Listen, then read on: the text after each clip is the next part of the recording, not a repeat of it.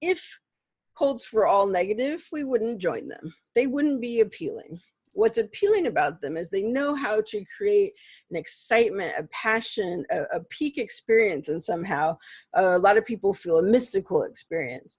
They create moments of elation where they call it love bombing, where you feel super loved and connected to everyone, and that can be very transformative.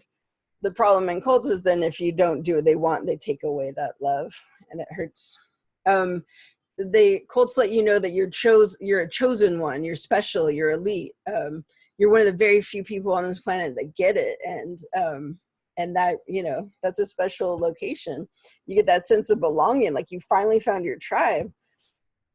And they work in activities or processes that give peak emotional experiences.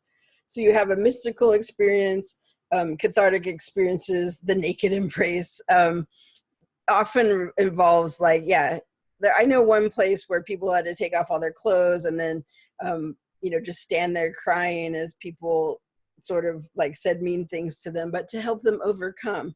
But there's also positive ones where, I did go to a retreat. I did not participate in this, where they asked us to take off our clothes, stand there naked while everybody says loving things to us. And yeah, that can be incredibly life-changing and powerful. I have a picture here of a ropes course at my treatment center. They made me do this god-awful ropes course way up high. I'm terrified of heights. And the idea is, you know, yeah, you get an adrenaline rush because you think you're going to die, and then you don't. So it can feel absolutely that rush, that feeling that, oh my God, and this catharsis. Didn't quite happen for me that way. I recognized what it was for what it was, which was, yeah, my body's relieved I didn't die. I don't know if I had a breakthrough though, but I did have some cathartic experiences with horses there. So, and the second way that they control your emotions though, then is through a sense of guilt. And again, that's the difference. There can be all kinds of groups you join that love you, but then the second that you deviate, right, that love is gone. It's conditional love. And they ask you to constantly prove your loyalty and devotion. Constantly, every day, you're suspect of not trying hard enough. Confession is this process where many cults have this, where, you know, you have to sort of ritually admit the ways you weren't good enough, or your flaws, or why things are failing apart. So you internalize it, and you also, they can use this against you later. Oops.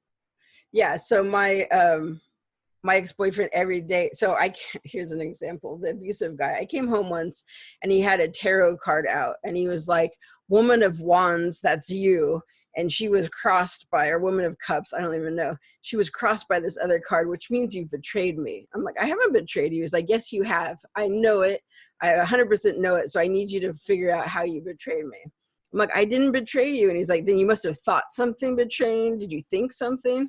And like, he would stay on me so long that I have to be like, well, I don't know. Maybe I thought of still going to grad school in Seattle, even though you told me I couldn't. And he's like, that must be it.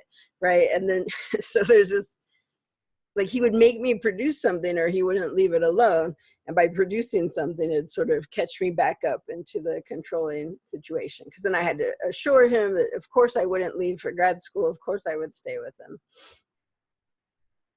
And finally, there's the fear, right? And the fear, a lot of abusive situations and cults induce a phobia that if you leave, horrible things are going to happen.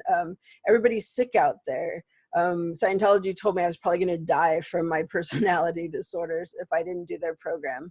What will happen if you leave? The outside world is sick, they're evil, they're mean. This is the only way, you'll totally miss out. My sister loves to do the financial multi-level ones, and she's like, you know, you got to get in now. Like, what are you going to feel when in 2 years when I'm a millionaire and you didn't get in? I'm like, well, why can't I get in 2 years? She's like, no, you have to do it now. So there's a lot of this, this is it, you're missing it. This is the one chance you have. There's no other chances to do it, and you have to do it now. Or you get actual punishment if you do something wrong. Or if you leave, harassment, suing, defamation, violence even. Some groups have gone as far as to, you know, chase after people, like terrorize them, mess up their homes. Yeah, I wasn't let out of my relationship willingly, and there was violence involved before I could get out. So the fear wasn't not real, if that makes sense. And then, of course, the fear of losing family and friends. If all your family and friends now are in this program or cult, if you leave, you'll have no one because they will make them stop talking to you. Okay, so that's the lecture of this. Hopefully you got something out of that. Sorry it was long. Your activity, watch one of the 3 options I gave you on the sheet. Find at least one example of each element. So where the person described that the cult affected their behavior, so what they wore, or ate, or thought, or not thought, but did, lived, the information. So was there deception? Did they keep things from them? The ways that their thoughts got sort of reworked, and the emotional manipulations. And then just give me a brief personal response. Either you have experiences with this, I want to hear about it, or just watching this stuff, you might go, whoa, this is crazy. I didn't know anything about this. Or I thought these would be people really different from me, but I guess that could have been me. Those kind of responses. So see you on the interwebs soon.